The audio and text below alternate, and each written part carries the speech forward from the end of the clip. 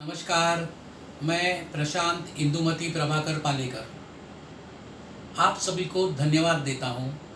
बीच में मैंने आपको एक नम्र निवेदन किया था, अपील किया था कि आप पर्सनल मैसेजेस मत डालिए, आपके जो सुझाव है कमेंट्स में डालिए, उसका ज़रूर विचार हो जाएगा, उसलिए थैंक यू।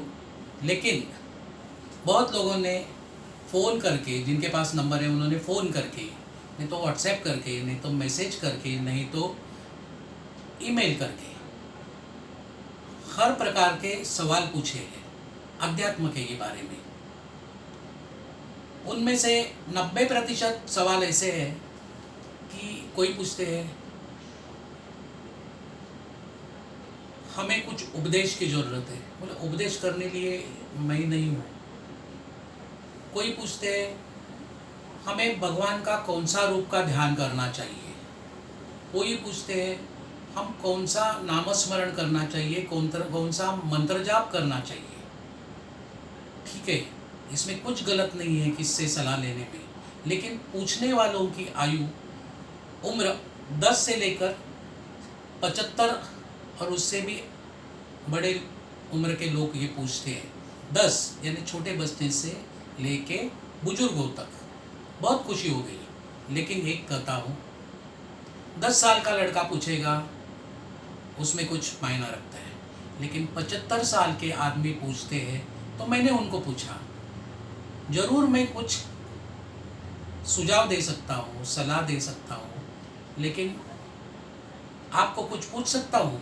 तो उन्होंने कहा ज़रूर पूछिए, इसलिए तो हम कुछ आपसे गाइडेंस चाहते हैं। बोला आपकी उम्र 75 है, आप अध्यात्म में रुचि रखते हैं, ये मुझे भी मालूम है और आपने वैसे कहा है।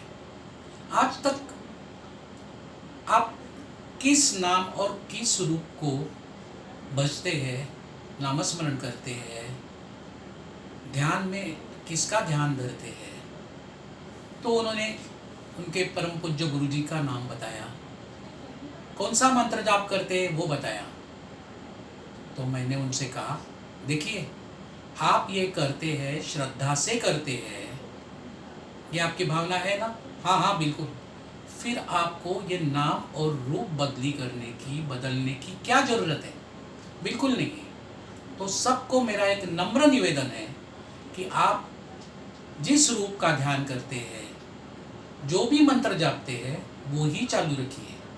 शायद आपको मालूम नहीं होगा और होगा भी। आकाशात् पतितं तोयम यथा गच्छति सागरम सर्वदेव नमस्कारा केशवम प्रति गच्छति। कौन से भी नाम और रूप का ध्यान कीजिए, उस परम तत्व को ही मिलता है। तो बार बार ये बदली करने से कुछ नहीं होने वाला। यह कब हमें ऐसा लगता है? क्योंकि हम एक मंत्र जाप करेंगे, फिर हमको कुछ मुसीबत आ गई, प्रापंचिक कुछ डिफ़िकल्टीज आ गई, तब हमें लगता है ये जाप का कुछ फ़ायदा नहीं, दूसरा करके देखेंगे। ऐसा नहीं है। मराठी में कहते हैं, वो ग्राइंडस्टोन रहता है, वो खुंटा बळकट करा तो पकड़ून ठेवा। यानी दूसरे अर्थ में, अध्यात्म के अर्थ में, आप जिस नाम और रूप का जो स्मरण करते हैं उनके चरण पकड़ के रखिए। आपको जो चाहिए वो मिलेगा। कैसे मिलेगा? आप जो चाहते हैं वो पहले मिलेगा, लेकिन बाद में वो परम तत्व, वो परमात्मा जो आपको देना चाहता है, वो ही आपकी चाहत होगी, ऐसे आपको बदलाव करेंगे। इसके बारे में मैं एक 2 कथा आपको सुनाता हूँ। बहुत पहले की 1960 की ये कहानी होगी, 60-62। मेरे परम पूज्य सद्गुरु, मेरे भगवान श्री सत्य साई बाबा जी, उनके एक परम भक्त थे, उनका नाम श्यामराव जुगड़े। उन्हें जब भी मालूम हो गया कि शिरडी साई ने अवतार लिया है, तभी वो भगवान को मिलने गए, बेंगलोर गए थे। वहाँ से गए व्हाइट फील्ड, तभी आश्रम भी नहीं बना था, मोहन पैलेस कर का एक बंगला था, उसमें भगवान रहते थे। दर्शन हो गया, संभाषण हो गया, बहुत खुशी हो गई। और स्वामी जी ने उनको कहा पुट्टपर्ती आई है। इन्होंने हाँ कहा। संक्षिप्त में बताता हूँ। बाद में उन्होंने बाहर किसी से कहा पुट्टपर्ती क्या है, वो सेवा दल वाले थे, उन्होंने उनको बताया कि पुट्टपर्ती कहाँ है, कैसे जाना है, और वो पुट्टपर्ती गए। ये सब मैंने, मेरी एक किताब है, भगवान ने लिख के उन्होंने प्रकाशित की है। भगवान ने लिख के, यानी भगवान की प्रेरणा से मेरे हाथ से लिखा है। उसका नाम है जगदोद्धारण कारण है। उसमें मैंने विस्तार में दिया है। तो ऐसे हुआ कि श्यामराव जी पूरे फैमिली के साथ पुट्टपर्ती गए, बार बार जाने लगे। स्वामी ने बहुत उनको प्रेम दिया, आशीर्वचित किया। अब वो हमारे में नहीं है। तो एक दिन ऐसे हो गया, शुरू में स्वामी ने उनको एक रुद्राक्ष माला साक्षात करके दी। तुरंत श्यामराव जी के मन में आया कौन सा मंत्र जाप करूं।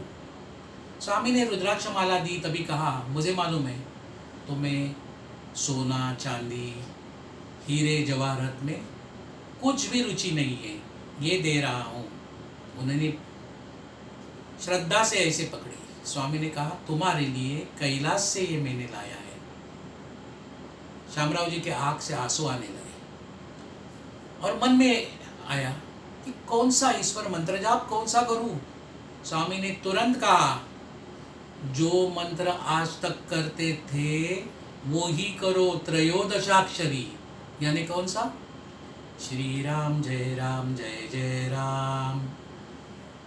उन्होंने हाँ कहा। उन्होंने मंत्र दीक्षा ली थी और आखिर तक उस माला पर वो ही जाप करते थे।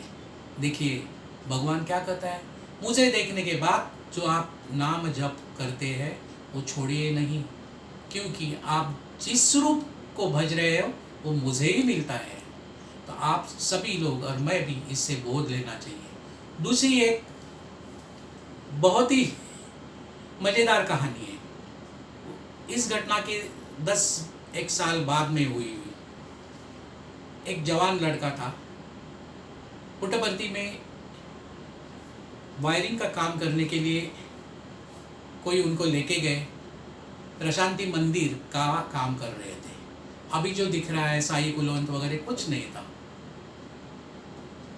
ओरिजिनल प्रशांति मंदिर ही था जो पहले बांधा था 1950 में, वैसे ही था। सब काम चालू हो रहा था। स्वामी उस युवक पर बहुत बेहद खुश थे। वो देखते थे कि ये बहुत ही मन लगा के मगन से ये काम कर रहा है। ये भी खुश हो गया।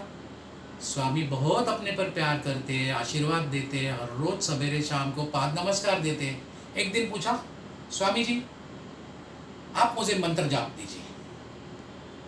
स्वामी ने हंसकर कहा, मंत्र जाप? मंत्र देने के लिए मैं क्या जादूगर हूँ? ऐसे कहा। वो उसने कहा नहीं स्वामी जी दीजिए ना। स्वामी ने पूछा तुम्हारा नाम क्या है? उन्होंने कहा मेरा नाम हेमंत है। हेमंत ना, तो हेमंत हेमंत हेमंत हेमंत जापते जाओ। वो देखने लगा, सच कर रहा हूँ, हेमंत हेमंत बोलते जाओ। उसके समझ में नहीं आया, लेकिन बाद में समझ में आया कि हमें हमेशा सोचना चाहिए जो भगवान ने कहा था, हमारे गुरुजी यानी भगवान श्री सत्य साई बाबा ने वो ही कहा था।